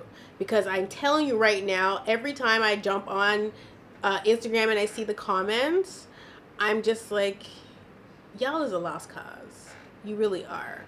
Because it's just pure ignorance. Like, complete and utter ignorance. And just no empathy. Just zero empathy I'm seeing from men and women alike. And like, she was literally tortured. Stockholm syndrome, if you will. You know what I mean? You will constantly go back to your abuser. And then she probably was also, especially in the beginning stages of leaving him, she was probably ruminating and trying to hold on to some of the good moments that they had together because she was with him for so long. She's not just going to lose the feelings that she had for this person that she was clearly madly in love with because she did so much stuff for 10 years. You know what I mean? It's not like she did the stuff in the first 5 years of the relationship and then the last 5 years of the relationship she wasn't doing that stuff because she really wasn't into it. Literally up until the last year that they were together, they were doing the freak offs and stuff. It wasn't like she had this time of reflection and, you know, she calmed down and was like stepping away and, you know, found Jesus or something. You know what I mean? Like, she didn't have that while she was with Diddy. She still left Diddy in a very broken place. There's people that build themselves up before they leave these abusive relationships and they are really strong to stand on their own. And then there's other people that need extra support. They need to fall into the arms of a very loving man to be able to build themselves back up. So there's really two extremes on the spectrum of an abused woman leaving a relationship. And some women leave and are good by themselves, and other women leave and they still need somebody because they were just so codependent that without that support there, they will fall apart or fall back into the arms of another abusive person. You don't know what people are going through or have gone through. Now, if this was not to add insult to injury, Diddy, after Cassie started dating Alex Fine, was demanding money back because he paid for the personal trainer. Mind you, he's only paying for this trainer so that she can look good in the freak offs. Crazy. But he wanted his money back because he felt like he was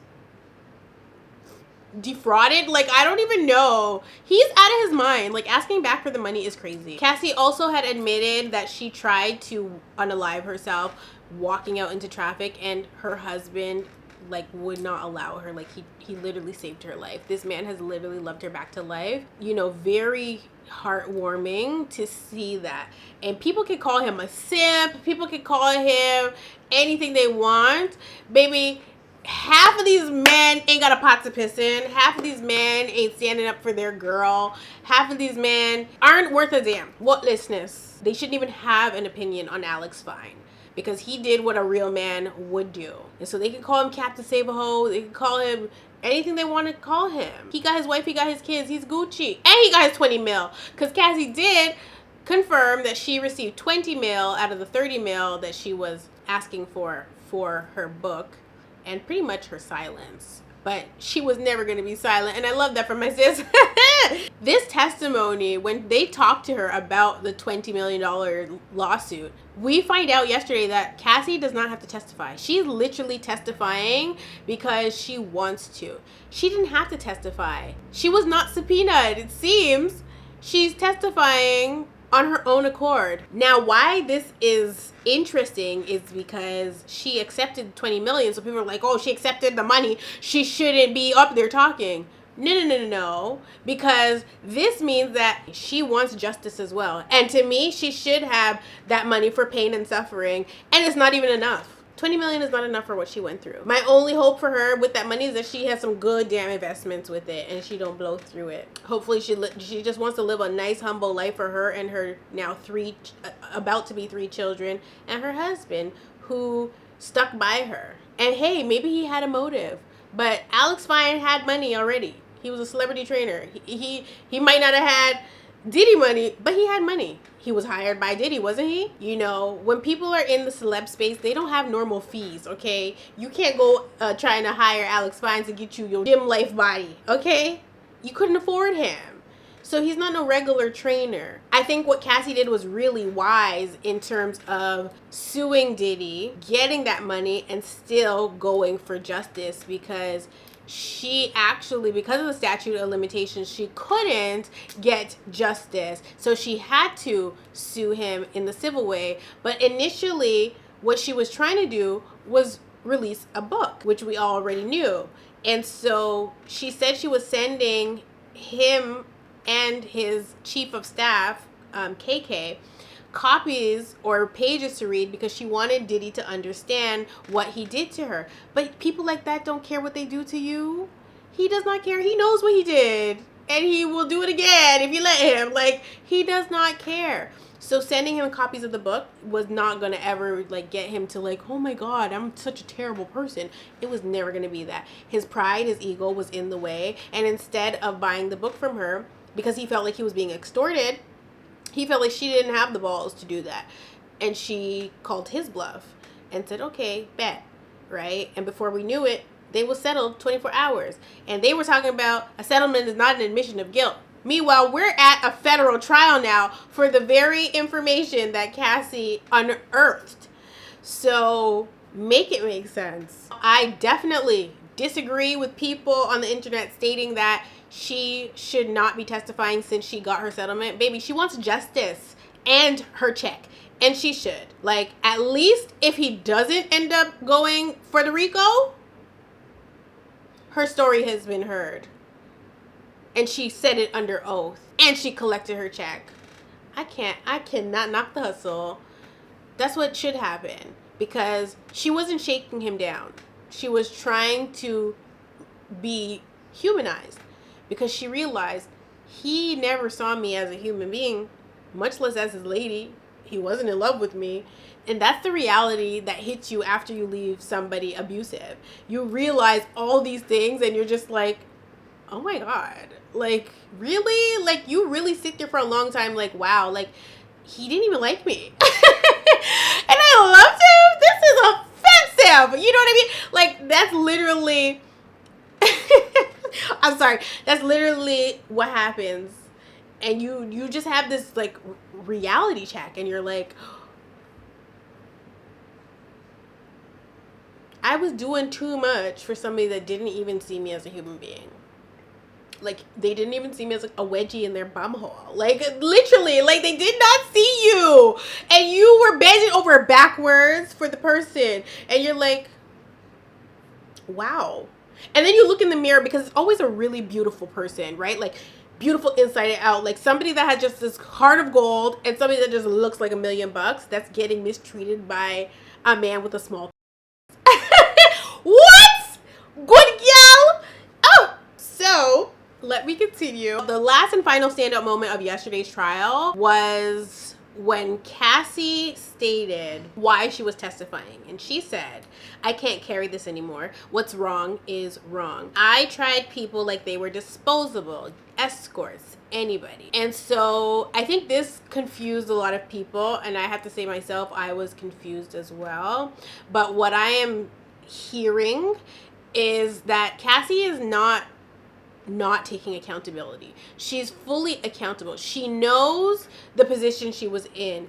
Does her saying this negate from the fact that she was abused severely, held hostage as a sex slave, or whatever you want to call it? Absolutely not. I think two things can be true. I think that she, at some point or another, just was feeling like she was in too deep and wasn't sure how to get out of it. And that happens, right? But I feel like if Sean never put her in these positions, she wouldn't have done it otherwise. And that's why it was important when they asked her after this, have you participated in any freak-offs since breaking up with Sean? And she said, absolutely not. That's not her lifestyle. That's not her MO. She was never into that. She didn't know what voyeurism was. Maybe none of us did. Okay? Like, a lot of these concepts are new to us. I mean, we might have known about them, but we didn't know what they were called. That's, you know, the situation. But I thought that her testimony there was interesting. This is why I'm upset that there's not like a camera in there that we can actually see this stuff, like the Johnny Depp situation and the Young Thug trial. Like, I wish it was being streamed to YouTube because I want to hear it for myself. I don't want to be depending on the journalists that are in there writing the things down. But I think, of course, Cassie is gonna feel guilt and shame probably for the rest of her life, you know, but she's walking in her truth and she's stating her truth, and that's all she can do. Who are we to say how she should process her feelings, her emotions? She's not the one that's on trial, and she clearly was very cooperative with the feds, and she's the one that handed over her laptops and whatever information she had to the government because she did not only want millions of dollars for her pain and suffering. She wanted justice. She wanted to ensure that somebody like Sean, who I don't see him as somebody that can be rehabilitated. Like, I don't see Sean as somebody that did all these things to this poor girl can ever be a normal human. Like, did I think I would see this in my lifetime watching Diddy as I grew up? Like, I've been seeing Diddy on the TV since I was a literal baby, you know what I mean? A child in the 90s. I would have never have thought that one day him or R. Kelly would have these explosive lawsuits against them and these documentaries coming out. Like, it's just not something that ever would have crossed my mind. I thought celebrities come, make their money, and die and go wherever they go. Whether they go to heaven or hell, baby, I don't know. It's none of my damn business. But I never thought that I would see the stuff play out the way that it has. It's just so beyond me. That being said, let's talk about today's cross-examination. Oh my. Just as a quick side note before I continue in this video, yesterday during the premiere of my video, I was saying that something that I really want to see from prosecution is a psychotherapist on the stand to further explain how abuse works to the jury, because I am sitting up here and telling you guys a little bit about that, but I'm not a psychotherapist. I'm just speaking from experience and what I learned in therapy about abuse and doing my own research on abuse after surviving it. All the stuff that I'm saying cannot necessarily be taken as law, whereas if a psychotherapist is called to the stand to explain certain things like why Cassie stayed for so long, how it affects the brain, how the body reacts, how you react to trauma, why she would do certain things that she would do. If they were to call an expert to the stand to explain that to the jury has a better chance of understanding the complexity of abuse. When you hear it from me or Cassie or some regular random person, some random girl, you're not gonna get it. But if an expert comes in and explains it in a way that you are like, oh, okay, yeah, that's a great analogy, then okay. It's just like when my therapist first told me about the frog in boiling water. If you take a frog out of the pond and put it directly into boiling water, they're going to jump. They're going to know that the water is boiling. But if you put a frog in water and slowly increase the temperature from whatever it's at that's you can manage to boiling, when they feel that it's boiling, it's too late. Right? It's too late. They're going to die because the water's already boiling. And that's kind of how these relationships go. They're a slow burn. It takes some time for it to get to a really nasty place, and by that time it's too late. All the damage is done. So even if you get out of the relationship, you're still left with the scars of that relationship. But that's all I wanted to say, and now we can continue with the video. I'm gonna hopefully get through this within the next 30 minutes is all I want to give myself, simply because I have to go. I need to leave, and I don't want to leave and then come back and still have to film. So I'm going to get through as much cross-exam as I can. They are going to cross-exam again tomorrow. So like, we're not really going to miss anything. Of course, I'm doing all of my sharing with you using Inner City Press's tweets because they are on it, okay? Shout out to Inner City Press. They's doing the thug thizzle. And as I stated earlier in this video, the defense sent over 400 exhibits. Prosecution is like, this cannot continue throughout the trial. This is unacceptable. Unacceptable! Like, these things should have already been submitted. We're already in trial. Why are we just getting 400 exhibits now? Like, crazy work, okay? Trial by ambush, like they said. So then they're like, we have been working tirelessly to respond to Mrs. Ventura's testimony. Either way, that's the little chit chat before court actually commenced. And then once again, they bring in the jury, they bring in Cassie. You know, of course, she's still under oath, so it's time for her to get cross-examined. So Diddy's lawyer, Miss Esteveo, starts, and she's like, Miss Ventura, you loved Mr. Combs, correct? She's like, I did. For 11 years, you took care of him? She said, in some ways. You called him larger than life? I did. Pause. I forgot to talk about yesterday, or was it the day before? Did I talk about the pop thing? I said this man is sick and twisted because he was having Cassie refer to him as Pop, which is her grandfather's name, what she called her grandfather. I think I did talk about it. Either way, I said this man is sick, twisted, and needs to be under the jail. Why do you want her to call you? Why do you want somebody that you're in an intimate relationship with to call you Pop? I think I did talk about it, so let's just continue. Sorry. Others called him Diddy or Puff Daddy, but you called him Sean, right? Yes. You knew a version of him the rest of the world couldn't see, right? Prosecution objects. The judge overrules. Cassie says, in ways. You kept coming back to him for 11 years? Cassie's like, I wouldn't say coming back. Period, sister. Okay. She's like, you believed he loved you too. I believed he loved me too. So when he cheated on you, it hurt? She said, not every time. So they bring up an exhibit and then they object. So prosecution objects because this is not in evidence. And then the judge is like, that's true. This is not in evidence. So then they have her read it to herself, and they ask her, why did you send this message? I'm confused. If it's not in evidence, why is it being presented on the stand? I don't think that that's right. They are playing games already, guys. So I think this is kind of where trial gets exciting, when cross-examination is happening. Because prior to this, it was just a slow burn, right? Miss Ventura, read it just to yourself. Why did you send this message? So then she says to let him know I was going to dinner. What was going on when these messages were sent? She says, I'm not sure. She says, what was going on in your relationship then? She said, it was early. We were loving. So then the lawyer's like, I offer it. So prosecution, objection, being offered for the truth. The judge overrules. Please read. So Cassie writes, I wrote, I love you, smiley face. I'll fly anywhere for you. I love you, Cass. So this is from 2009, okay? And once again, prosecution objects and says hearsay. So then the judge says, Miss Esteveo, ask more questions. So then the lawyer's like, from BlackBerry, what is BG? So Cassie's like, it means baby girl. So then she said, what did you write? So Cassie says, you hungry, Pop? And Mr. Combs wrote to you, we are so in love, we don't do anything else. How long had you been seeing each other? So she's like 2.5 years. So then they tell her to please read 1364. So I guess this is an exhibit, right?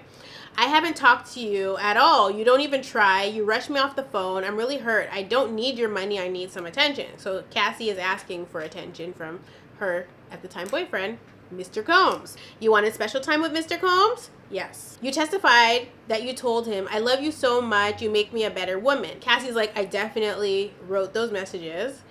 They're like, you wrote, I can't wait until we have a baby of our own. You knew that he had 6 kids at the time? She's like, yes. So now, these messages about freak off. When you say, you know it doesn't matter to me, you mean weekend or weekday, either is fine? She was like, that's what it says. Mr. Combs says, maybe we can call Jules. Can you do it? She's like, yes. The lawyer's like, this was an explicit message from you about the anticipated upcoming freak-off. They object again. The judge is like, we'll take a recess. His lawyer continues, Miss Ventura, this is from Mr. Combs to you. You respond with an extremely explicit message, right? Yes. This is 2 days after the planning of a freak-off, right? Yes. He said, I want to see, how did you reply? I can't wait either. You wrote, I feel like I want to F, right? That's what it says. Mr. Combs says, I'm so horny, I can't concentrate. What do you say? That I'll go to Dwayne Reed for candles and set up the room. Did you understand that he was going to take another video of you? Objection, speculation. The judge is like, Miss Esteve, me no know opposite lady name. Me no know, so don't come for me. You can move on, is what the judge says, okay? You ask, any pills on you? So the lawyer is saying that Cassie asked Diddy if he has any pills on him. Cassie confirms she did ask that. What pills were you taking then? She says, opiates. You deleted videos on your devices, right? Yes. What did you write? That I need to feel this. This is my husband, the only one who will see this side of me. Were you afraid that Mr. Combs was only seeing you for sex in this way? That was a concern. You still were not public in your relationship with him. Correct. Were freak-offs important? Integral to us is what Cassie responds to that. Who was at your 21st birthday party in Las Vegas? Britney Spears, Dallas Austin. How did you get them there? They came for Sean. You're very beautiful and charming. Thank you. It's true. Who is Tommy Mottola? Oh God, what he got to do with this, child? I just finished watching Glitter the other day. A well-known producer. You were an up-and-coming star? I guess you could say that. After you signed with Bad Boy, things were still platonic? Yes. You had rough performance? 106 in Park, it did not go well for me. I remember that performance. Oh my God. How did he help you after that? We did a YouTube video. He said, everybody makes mistakes. What was wrong? I couldn't hear myself. You were dating Mr. Leslie. How much older than you was he? 10 years. Okay, so Cassie she like the older man, child. I see. I didn't know how old Ryan Leslie was. Then you traveled to Miami with Mr. Combs. The flyer of the event was just a cover to spend time with Mr. Combs, right? That's true. So this is what I was talking about the other day. See, I told y'all about the Ryan Leslie thing. They were so mad at Cassie in the audience, I swear. Oh my God. By the way, that concert was so good. That's neither here nor there. You had a tattoo of Mr. Leslie's initials on your body, right? Yes. How many tattoos did you have then? Objection. Relevance? Overruled, but let's keep it moving. 3. The one on your arm, no regrets. Mr. Combs taught you how to do. He did. Look at this. Tell me when you're ready. Can you read it? You can read it. It's making me laugh. It's from 2007. You wrote, I feel protected. You are sweet. You wrote, I see that Carrie is better fitting for you. I'm hurt that you think I'm malicious. You're very important to me. X Cass. So Cassie laughs. What were you trying to convey? And Cassie's like, it's like a journal entry. You discussed Carrie Morgan. Did you think Mr. Combs was attracted to her? There was a point in the very beginning. Did that complication carry on into your relationship? Not really. Carrie was just always with us. I'd like to start asking about freak-offs. Sometimes you wore a wig and mask. Yes. The general public did not know. Objection! Judge says to rephrase. No one knew until November 2023 in the public. Fair to say his career was ruined after your lawsuit? I could understand that. Let's read these messages. Mr. Combs wrote, when are you on your period? Not now. What you be thinking about when you horny? Diddy is too much. Miss Ventura, if you don't want to read the answers, I can read them. Thank you. The O has lots of O's after them, right? Yes. After a freak off, you'd make love with Mr. Combs? Yes. Your period. Mr. Combs is asking you when you're on it, right? Yep. He's asking in the context of when to meet up and have sex? Looks like it. Sometimes you watched him with a female 2 or 3 times. Did you talk with Mr. Combs about the swingers lifestyle? That no one talks about it. Were you keeping freak off secret from your friends? Yes. His assistants help him with everything. You would remember if an assistant came in during one of your sessions with an escort? Not necessarily. I was high. So you don't remember much. I had my privacy invaded a lot during that relationship. This is from July 2012. You say to Mr. Combs, I'm horny and bored. This was after a freak off, right? There are a lot of text here. Said to be 25 pages. So then prosecution asked, I would ask that the witness be allowed to read the entire document. How many pages, judge asked? The other lawyer says 8.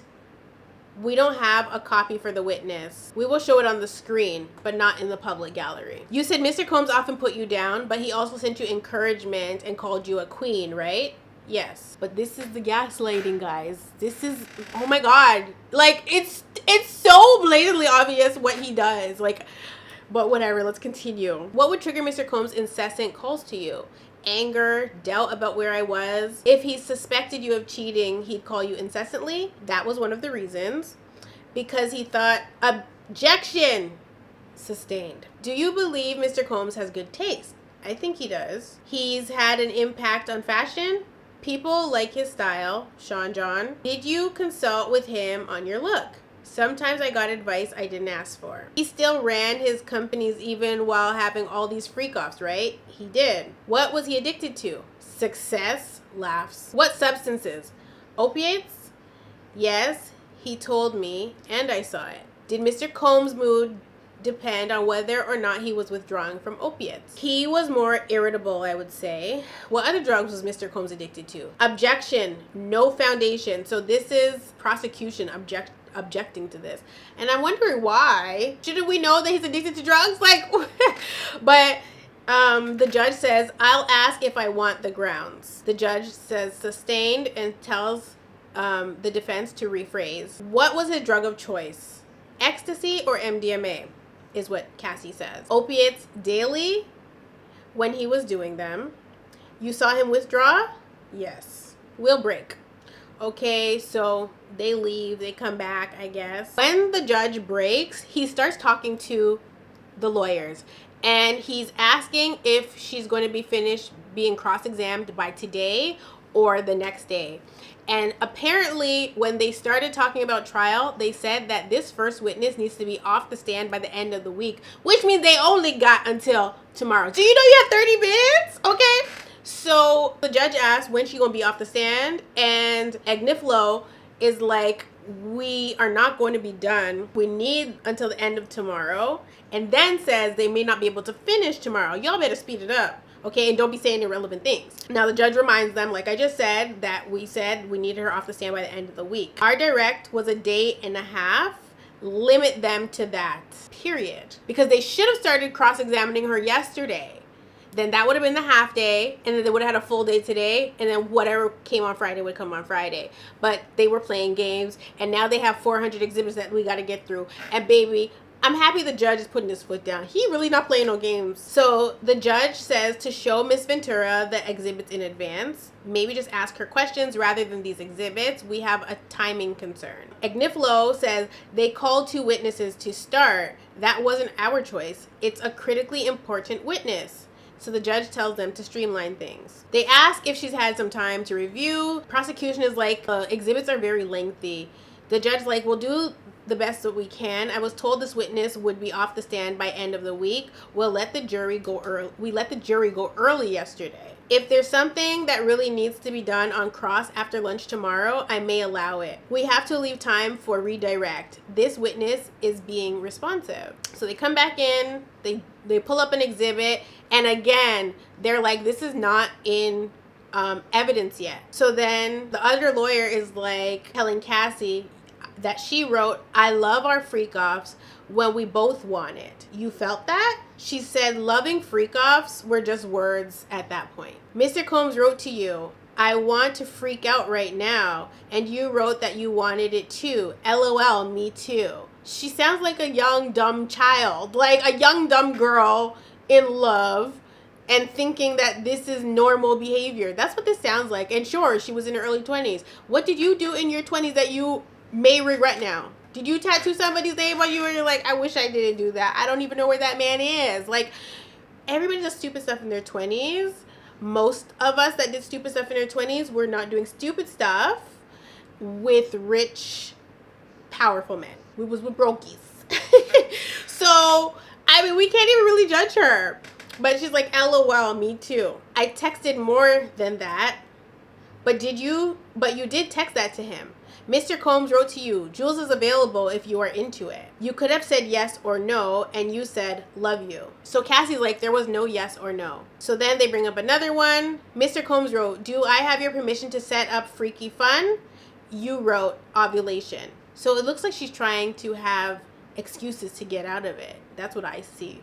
She's like, yes. Here, what do you say? I asked which hotel. I must have called him in between. I don't want to assume anything. So the lawyer's like, he said montage. You said you could also go to Pleasure Chest. What would you get there? She says supplies. What supplies? Lubricants, outfits. He says, have fun, impress me. You say, okay. He says, can we kiss a lot? What do you say? Yes.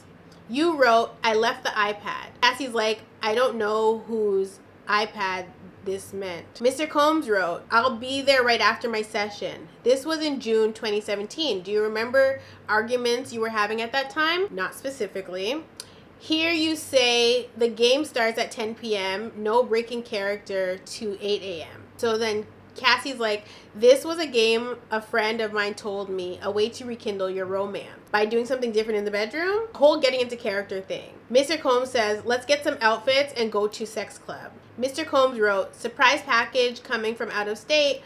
Why can't I reach you? What do you say? I was getting my brows done. Did you come to know Mr. Combs was leaving to freak off to go see Kim Porter? Yes. Oh, Lord. Kimmy. How did you find out about Gina? How did you feel? Did it upset you? Yes. It prompted arguments? It did. And he thought you were not faithful. What were his reactions? It was scary. Mr. Combs wrote to you, let's do something different in NYC this weekend. FYI, Dave hit me. What does hit mean? Reached out. And Daniel contacted you. Did this mean you might have a freak off? Might. He tells you, you better put me on VIP, vibrate, alarm, or something. He's frustrated you don't answer his text fast enough? Right? You tell him to come to NYC, understanding there could be a freak out. Maybe. Come on, Cassie, I know that's right. Shut down on the defense. You also saw the Book of Mormon. Yes, and she laughs. Mask pleasure. Is that a sex club? Cassie's like, I would assume. He asked, are you ready for tonight? What do you say? Yes, I just have to get some things. Cassie's like, this is not about what I felt, right? Because you are skipping over a lot here. What did you write? As much as you think you're Bruce Willis, you're not. Your kids were babies when we started dating. If you saw him on social media on vacation with, it was heartbreaking. It could be. I was 7 years in. What about this? About Gina? You wrote, I don't want to be a side piece, but I'll treat you as a king. You wanted to be the main girlfriend? In 2013? Yes. You saw social media posts of Mr. Combs with other girlfriends and got angry, right? Can I speak? I was jealous of certain situations. Did there come a time he suspected you were in a relationship with someone in the industry? Mr. Miscuddy? Yes. So that's Kid Cudi, if you didn't know. Mr. Combs thought it would be good for your career if you collaborated with Mr. Mr. Miscuddy. Yes. Why did you begin your relationship with Mr. Miscuddy? We enjoyed each other's company. You were in a relationship with Mr. Combs. We were on a break. But you were still doing freak-offs with him. Yes. After Mr. Combs found out by going through your phone, you went to see him. You knew he was upset. He previously attacked you. Yes. I thought I'd be safer with other people there. So I was watching a live by Tisa earlier, and she was talking about when they got to this Kid Cudi part of the cross-examination, Diddy was visibly upset, like frantic almost, and writing stuff to his lawyers and, you know, handing them papers and making them ask stuff. But pointing out the fact that she had the audacity to date somebody that was in the industry, while when he was cheating on her or stepping out on her, he always made sure it was not somebody in the industry. So he was really offended by this and and I was like, is this man for real? They went on a break literally 6 minutes ago.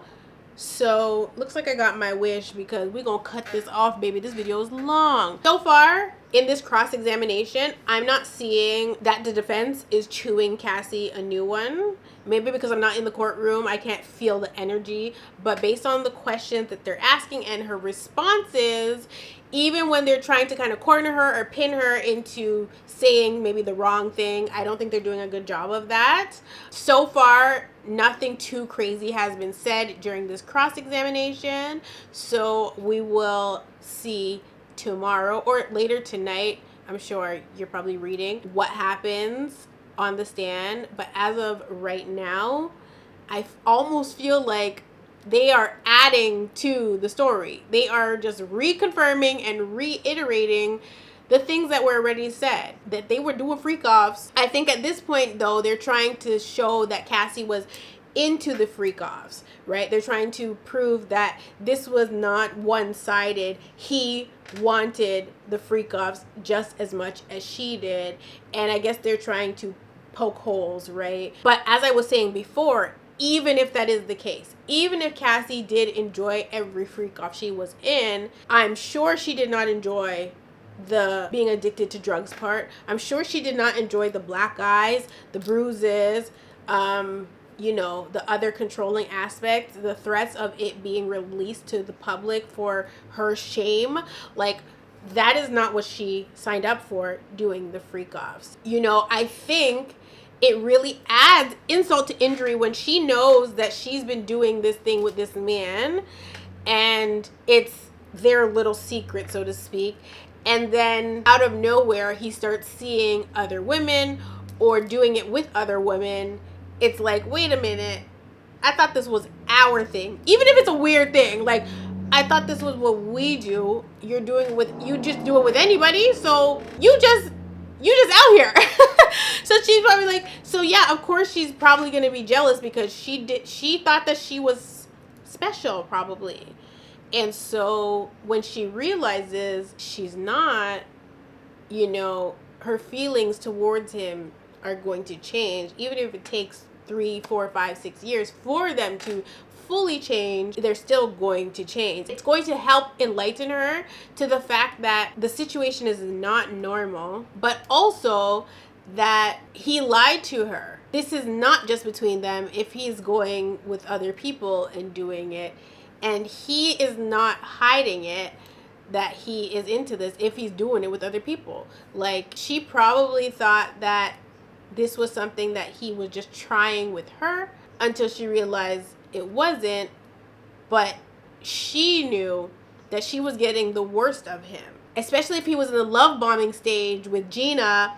But she's in the I'm getting brutally beat stage and I'm being held hostage stage. Her emotions are all over the place. We haven't gotten too deep into the cross-examination. They keep breaking and things of that nature. And, you know, literally the last tweet that I read was from 6 minutes ago when they went on break. I'm not sure at what time they're going to stop this examination today. I don't know what time it is where they're at. But right here, it's 1:36 p.m. my time.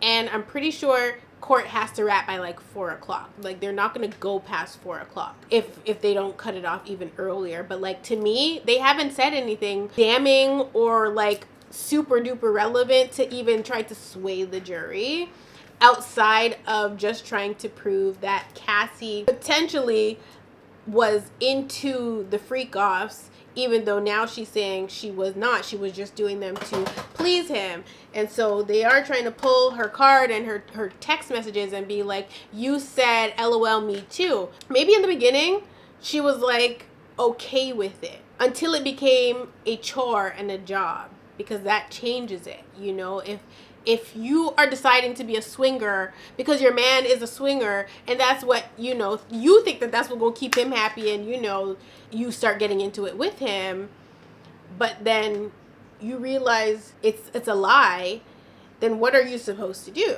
And that can go for anything. Like, if you are in a relationship and your man is like, oh, like, I want a really big family, I want a football team, you know? Initially, you guys said you only want like 2 kids, but after you get married, he's like, no, I want like a football team, but I'm gonna take care of them. Like, I'm gonna take care of all of you guys, because maybe he's loaded, right? And so you will go along with it. You go along with it because you're like, okay, you know, he has proved himself. Like, he has been taking care of me. He's always taking care of me. Like, you know, so let me pop out these kids for him. And then you pop out the kids. And so, you know, you have the 2 kids, but he's like, nah, babe, I want more kids. And so you have 2 more, right? And he's taking care of you. And then he's like, okay, let's have 2 more. But you're like, I really don't want any more. But he's like, come on, man, let's just have some more. And then you have 8 kids with him. And then after saying he gonna take care of you, you find out that the whole time that he's been getting you pregnant, he's been also creating a family elsewhere. Not only that, after you pop out the 8th kid, he tells you he's leaving you for the other baby mama that has maybe 4 of his kids that you had no idea about, okay? And then you're sat there like, wait a minute. You said you wanted a football team of kids. I only wanted 2 kids. Now you're leaving me with 8 kids? What? You wouldn't feel some type of way? It was all a lie, right? And that's what these men do. A lot of these men will play in your face and sell you a freaky dream and then leave you to pick up the pieces. So now you got a football team of kids. You're a single mom. He's not taking care of you anymore. He's like, nah, I got to take care of my other family. So I'm just going to pay all the bills over here. I'm not, like, he's MIA now, right? Like, just absent. And you're sat there like, what the hell we gonna do now? Really, like, I'm giving you an extreme situation, but it's literally no different. If somebody tells you that they're going to do something, if they're going to stand up and be your person, and then all of a sudden you find out that it was a lie, like, you're going to be shocked too, and you're probably going to want justice of some sort. Whether it's $20 million in cash, okay, cashier's check only, wire transfer immediately to the account, or sending them to live under the jail where they belong. I don't see how anybody could look at Cassie's story and not put on her shoes and be like, yep. That's just how I feel, though. You know, I'm a little crazy. Anyway, in the comment section below, tell me how you guys are feeling about this saga. And do you think that they are going to have this lady off the stand by tomorrow? They need to get this lady off the stand. I want to see what else they got. I'm not going to say I'm bored, right? Because, you know, it's been really enlightening to hear her story. But I want to see what else the prosecution's got. We already knew about Cassie's situation, and we knew she would potentially be victim 1, so, or witness 1. So now that we have that out the way, I want to see what else they're going to do in the cross-examination. But so far, they haven't really said much, done much. I'll check one more time before I go. So they're talking about Kid Cudi, and they're like, your affair with Mr. Muscudi was only a month long, but you got a burner phone for it? She's like, right. Mr. Combs kicked you in the back? Yes. So far, my thoughts are that the defense is weak. They're trying to play it like it was consensual. And you know what? Maybe for some of it, it was consensual. But I can guarantee you, there's not a woman on the face of the earth that is consenting to a man busting her lip, her eye, or making her have sores in her mouth from doing countless hours of with escorts. No woman a consent to that. Me tell you, nobody. Not me, not you, not your mother. No woman is consenting to get it busted over the head. I'll tell you that right now. Right true. Nobody. Like, who? Name one girl you know that is consenting to being held captive, forced into having sex with a whole bunch of people. And forget it. Not forced. Okay, fine. She consented to the sex. What about all the other stuff? Did she consent to being harassed and bullied? Abused? Did she consent to that too? Because if y'all want to say that she consented to having sex with these people, then why did she need to take drugs? She never did it sober, she said. She said, I was never sober. Then there's no consent. She's out of her damn mind. She's out of her damn mind taking drugs and alcohol to make this man happy. And sure, she could have said, I don't want to do this. But it looks like she did actually a few times say, I don't want to do this, and then reneged. Now, if you fear somebody, you're going to renege. Anyway, you guys, I love you all so much. Tell me in the comment section below what you guys are thinking, feeling, and I will definitely see you in the next one.